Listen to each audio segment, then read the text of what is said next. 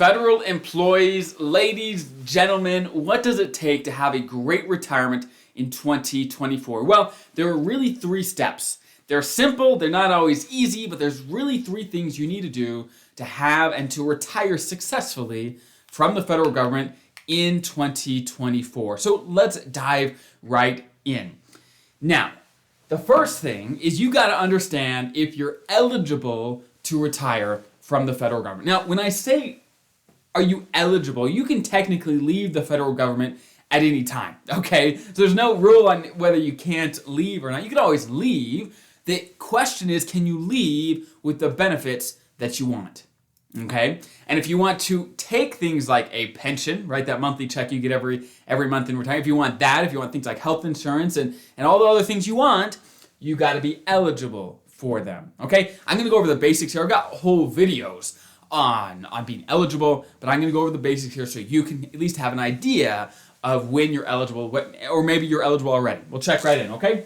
First things first, the rules are different if you are a traditional FERS employee or if you're a special provisions. Now, if you're special provisions, you know who you are. It's the firefighters, it's the special provisions, the law enforcement. You folks, your rules are different. We'll get to you in just a second, but let me start with the normal folks, okay? The traditional folks. Normal folks, you've got to hit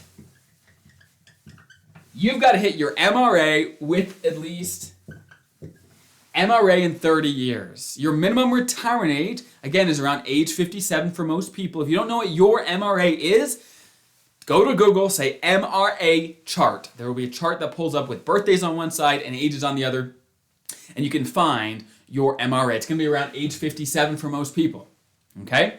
So if you've hit your MRA and you have 30 years, boom, you're fully eligible to retire, to get a pension right away, to probably keep your health insurance, the whole deal. Okay, that's number 1. If you don't hit that, that's okay. There's other options. Let me talk to them. Next, at age 60, all you need is 20 years for the same retirement eligibility. Age 60, 20 years. Next, 62.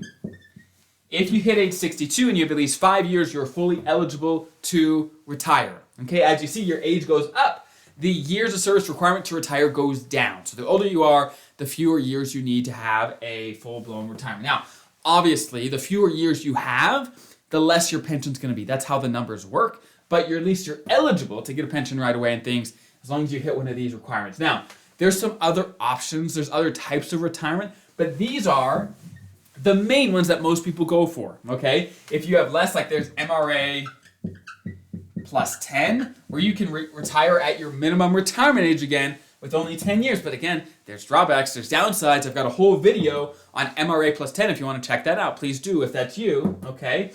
There's deferred retirement if you leave before your MRA, right? There's a deferred retirement. Go check that out, okay? But these are the main ones that most people are going for, okay? Now, what if you are a special provisions federal employee, right? You know the rules are a little different. For you, you need to be age 50 with 25 years or 25 years at any age, okay? So again, if you're special provisions, you need to be age 50 with at least 20 years of special provision time or 25 years of special provision time at any age. If you hit those, boom, you're eligible. So the first thing to check is, when are you first eligible? If you aren't eligible yet, find the date that you hit the combination that makes you eligible to retire. Find that date, okay? And even if you don't retire right on that date, that's okay. At least you know when you're first eligible, okay? Again, you can leave even when you're not eligible. You just may not get the benefits that you want, okay? That's step number 1. Are you eligible? Now, that one is just a matter of putting the time in, right? You got a certain age, a certain amount of years. Anyone can do that as long as they put their butt in the seat, right? The harder one is, can you afford to retire the way that you want?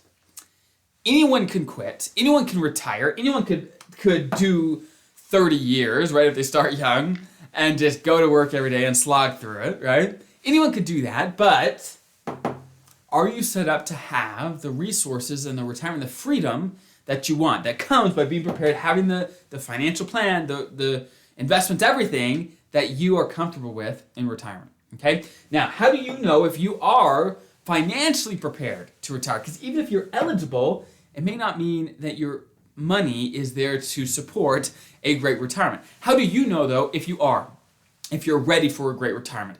This is the process I would go. You need to figure out exactly what your income's going to be in retirement, right? You're going to have Social Security, probably, right? Most of you are. If you're a federal employee, at least FERS, you're going to have Social Security, right? What about your pension? Do you know what your pension's going to be? If you don't, go get an estimate. I've got videos on how to estimate that as well, but go get an estimate, okay? What about your TSP? How much is in there? I've got a video on the 4% rule, or videos that are called how much your TSP can provide in retirement. Check that out. If you want to know how much money every month a certain balance of TSP can provide in retirement, check that out as well, okay? So I've got videos on trying to figure out all these things, whether it's Social Security, your pension, your TSP, whatever it might be, but you've got to understand all those pieces and add them up to say, okay, I'm going to take home in retirement this amount of money, okay? And once you get to that point, now, let me back up. If you're not a numbers person, getting those numbers together may seem stressful and hard, but I promise you, if you just put in the work, you will thank yourself time and time again because you understand what's going on, okay? You understand what's going on and what income you're going to have. Once you figure out the total amount of income you're going to have in retirement, you got to compare that to what you want. You got to compare that to what you're taking home now to kind of get a sense for what that is. You got to start comparing, say, okay, is that a number I'm comfortable with? Is that a number I'm comfortable with? Okay? And once the answer is yes, great. You are eligible. You are able to afford to retire. You're in the clear. We're on to step 3, and that is the timeline. You got to understand what the retirement process. If you're retiring this year, you got to understand what the retirement process is going to look like. Step number 1 is you got to fill out the retirement application, right? To retire, you got to fill out the application. Talk to your agency and ask them, when do you want my application by? Some want it 3 months out, some want it 90 days out. It just depends. Talk to them and they'll get you the documentation you need to fill out when it comes to when they want it in retirement. That's number 1.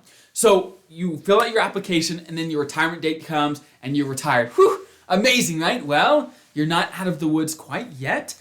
At that point, your pension doesn't start right away, right? It takes time for OPM to process your application.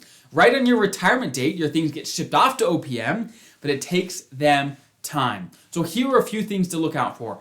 It normally takes a pay period or 2 to get your lump sum payment for any unused annual leave you have at retirement. Again, a pay period or 2 to get that lump sum from unused annual leave. Okay, that's number 1. Next, it normally takes anywhere from 4 to 8 weeks to get the first communication from OPM saying, hey, we got your packet, we're working on it, we'll get going, okay? It normally takes about 4 to 8 weeks again, probably about 6-week average, to gain access to your TSP, for them to know that you're retired and for you to have access to your TSP as a retired person. It normally takes between a month or 3 months to start getting interim payments. It's not your full pension, it's a piece of your pension, right? Basically, it's OPM saying, hey, we haven't fully processed your application. Here's a piece of your pension. Here's a piece of that payment to get you by while we're finishing processing. Okay? It normally takes a month to 3 for that to happen. Okay? And then finally, between 3 to 6 months is how long it takes for your full pension to really start coming, okay? And once your full application and pension has started and your full application has been processed by OPM, they're going to pay you back for everything they missed, right? For all the pension payments they missed, right? They'll pay you back for everything, just a matter of when. So when it comes to the timeline, you've got to have some cash, some savings account, an emergency fund, something to fill the gap from when you retire to the time that your full pension kicks in. Now, you may get your pension sooner. These are just averages I'm talking about, okay? Averages, based on my experience. Some clients get things, it happens really, really quickly, and sometimes it doesn't.